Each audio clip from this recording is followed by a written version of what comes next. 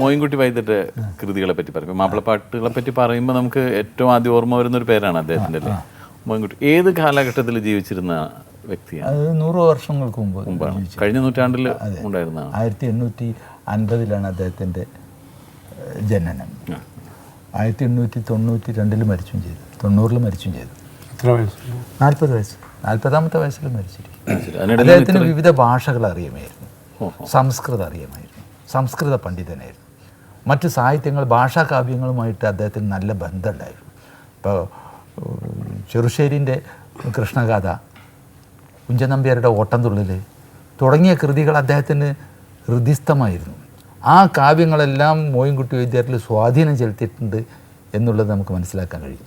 അദ്ദേഹത്തിൻ്റെ പല കവിതകളിലും ഈ കൃഷ്ണഗാഥയിലെ ചില ചിത്രങ്ങൾ, ചില സംഭവങ്ങൾ, ചില രംഗങ്ങൾ അനുകരിച്ചിട്ടുണ്ട്. അനുകരിക്കാന്ന് വെച്ചാൽ അത് ഇതിന് പ്രചോദനമായിട്ടുണ്ട്. ഇപ്പോൾ ഉദാഹരണമായിട്ട് പിന്നെ കൃഷ്ണഗാഥയിൽ ഗോപസ്ത്രീകൾ ഒരു തടാകത്തിൽ ഇരുന്നിട്ട് കുളിച്ചുകൊണ്ടിരിക്കുമ്പോൾ ശ്രീകൃഷ്ണൻ ഓടക്കുഴൽ വിളിക്കുക. ഇവർ നഗ്നരായിട്ടാണ് കുളിക്കുന്നത് തടാകത്തിൽ. ശ്രീകൃഷ്ണൻ്റെ ഓടക്കുഴൽ വിളി കേട്ടിട്ട് ഗോപസ്ത്രീകളെല്ലാവരും കൂടി ഓടിയെടുക്കുക. അതായത് അവർ വസ്ത്രണിയാതെ ആണ് വരുന്നത്. പെട്ടെന്ന് ആ ധൃതിയിൽ പിന്നെ വാരി വലിച്ചെറിയുക, വസ്ത്രങ്ങൾ ധരിക്കാതെ ആഭരണങ്ങൾ വാരി വലിച്ചെറിയുക, ഒരു കണ്ണിൽ മഷി എഴുതിയിട്ട് പിന്നെ കാൽമേലുള്ള തള കയ്യിലുള്ള തള പിന്നെ മൂക്കിലൊക്കെ വെച്ചിട്ട് ഇങ്ങനെ പകുതി വസ്ത്രം ഓടിയെത്തുന്ന ഒരു രംഗമുണ്ട്. ഇത് ബദർ മുനീർ ഹുസൈൻ ജമാൽ അതേ ചിത്രം കൊടുത്തിട്ടുണ്ട്. പിന്നെ ഉബൈസത്തും തോഴികളും തടാകത്തിൽ കുളിച്ചിരിക്കുമ്പോൾ പിന്നെ സിത്താറ മണിക്കാണ് ബദർ മുനീർ.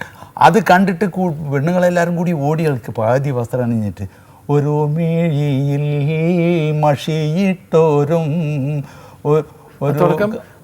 കുതിത്ത് ബന്ദ് ഉബൈസെന്നോളും കുതൂഹലമായി കസറേറുമ്പോൾ ഒരു കാലും തളയിട്ടോരും ഒരു മിഴിയിൽ മഷിയിട്ടോരും. അതിന്റെ ഇൻസ്പിറേഷൻ ഇതാണ് അല്ലേ? അതെ അതെ, ഇതാണ്. അപ്പോൾ അദ്ദേഹത്തിന് ഭാഷാകാവ്യങ്ങളുമായിട്ട് നല്ല ബന്ധമുണ്ടായിരുന്നു എന്നുള്ളതാണ്.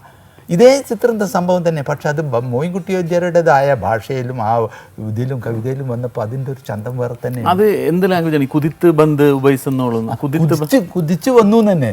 ഉബൈസത്ത് എന്ന സ്ത്രീ കുതിച്ചു വന്നു, കുതിത്ത് ബന്ദ് ഉബൈസെന്നോളും. അത് തമിഴാണ്. അതെ, കുതിത്ത് ബന്ദ്. അല്ല, ഇദ്ദേഹം തമിഴ് അറിയായിരുന്നു, സംസ്കൃതം അറിയായിരുന്നു, എല്ലാ ഭാഷകളും അറിയായിരുന്നു. ഈ പിന്നെ ശബ്ദഭംഗിക്ക് വേണ്ടി, ശബ്ദാലങ്കാരം. ഏത് നാട്ടിൽ ജീവിച്ചിരുന്ന ആളാണ്? നമ്മുടെ കേരളത്തിൽ